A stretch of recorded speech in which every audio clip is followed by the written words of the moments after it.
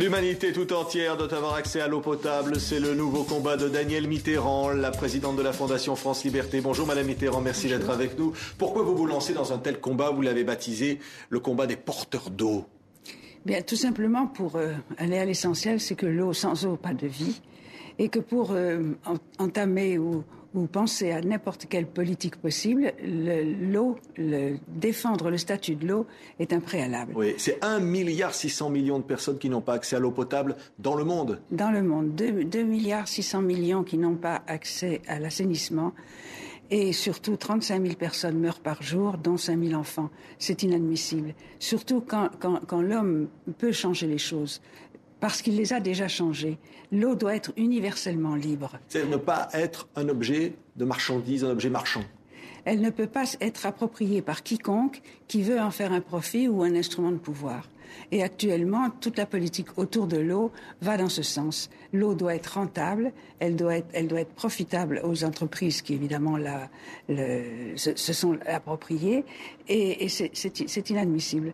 Donc, il y a un grand mouvement aujourd'hui dans le monde d'organisations, d'associations, de mouvements de pensée, d'économistes, de philosophes, de moralistes, qui se sont réunis pour défendre ce statut de l'eau et surtout faire des propositions pour une alternative dans la gestion de l'eau et dans la politique de l'eau. Vous vous êtes rassemblés à Paris lors de la Journée mondiale de l'environnement. Il y a eu des porteurs d'eau, c'est-à-dire on va voir la feuille d'eau. C'est Philippe Starck qui l'a décidé. C'était en fait une petite bouteille, mais qui va être réutilisable. Et par ce geste, en portant cet objet, on se manifeste comme étant un porteur d'eau. C'est d'ailleurs que quand le mouvement des porteurs d'eau a commencé à prendre de l'ampleur, on a eu envie de se reconnaître et de se reconnaître dans un objet qui lui-même passe le message. Or, cette feuille d'eau dont vous parlez, le message de l'eau, bien commun de l'humanité, n'a pas de prix. Et surtout, elle incite à boire de l'eau du robinet, c'est-à-dire de l'eau publique. Ce que vous faites sur cette photo-là, voilà. Sur cette photo. Oui. De l'eau publique. Et tout le monde doit avoir accès à l'eau publique, devrait avoir accès, parce qu'actuellement, on sait bien qu'il y a encore des coupures d'eau quand on ne paie pas sa facture, etc. Oui. etc. Alors, et dans le monde, alors, c'est multiplié par... C'est quand je disais Philippe Starck, le célèbre designer, on va le voir à l'image, là, avec cette bouteille qu'il a designée. Oui. Ça veut dire qu'il y a, vous le disiez, beaucoup finalement d'intellectuels, de personnalités qui vous soutiennent. C'est-à-dire qu'être porteur d'eau, c'est entendre ce message de la charte des porteurs d'eau, c'est que l'eau n'est pas une marchandise, comme je vous l'ai dit, qu'elle doit être rendue à la terre dans un état suffisant pour que les générations à venir puissent en user sans risque, et surtout que les États acceptent et reconnaissent que l'accès à l'eau est un droit de l'homme contraignant et pas seulement un besoin, comme ils veulent bien le laisser entendre.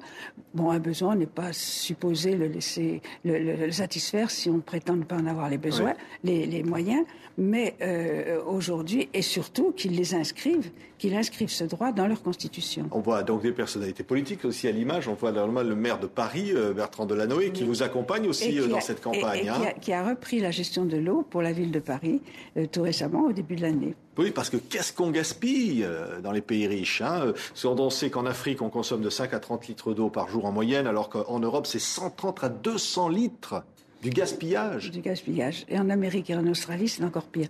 Mais surtout que l'OMS, l'Organisation mondiale de la santé, a fixé le chiffre de 40 litres minimum pour pouvoir vivre dignement, c'est-à-dire boire, se laver, faire les gestes nécessités par l'eau. Oui. Donc une inscription comme une obligation de sortir finalement l'eau du secteur marchand comme l'air finalement qu'on respire.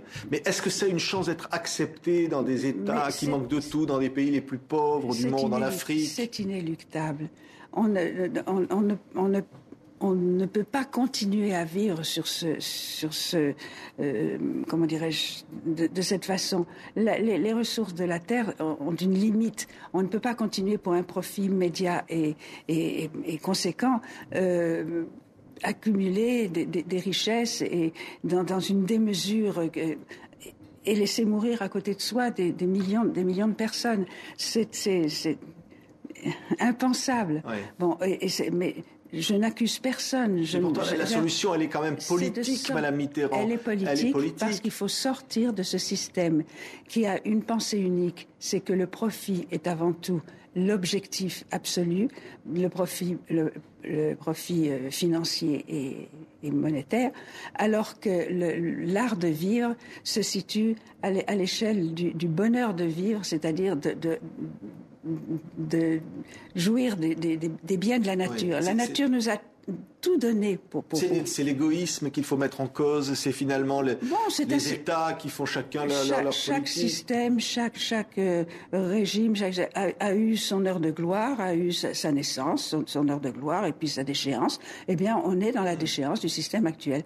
Et je reprendrai la citation d'Einstein qui dit on ne change pas de système si on ne change pas les moyens qui ont permis de le construire.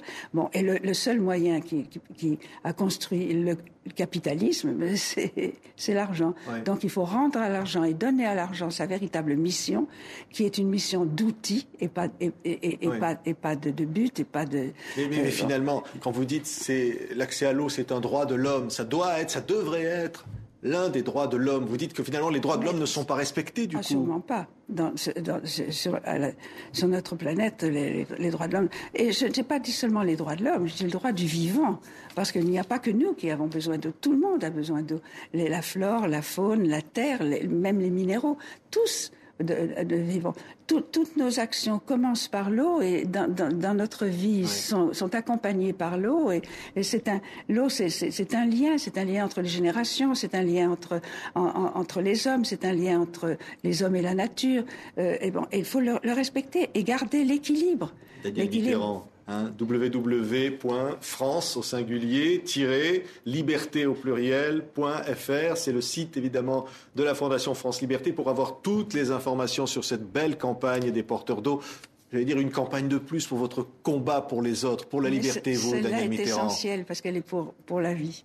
Merci, Daniel Mitterrand. Je disais non, le combat, c'est toujours votre vie. C'est ce qui résume votre vie. Vous avez écrit un livre sur des mots, mais le mot combat. Oui, c'est vrai. Mais il est partout, dans toutes les lettres. Il est dans Altermondialiste, il est même dans Bonheur. On se bat pour son bonheur. Il est dans tout. Il est avec François, il est avec l'eau, évidemment. C'est là. C'est là, c'est votre vie. C'est vivre. Merci Daniel Mitterrand, présidente de la Fondation France Liberté, d'avoir été l'invité de TV5 Monde. Merci.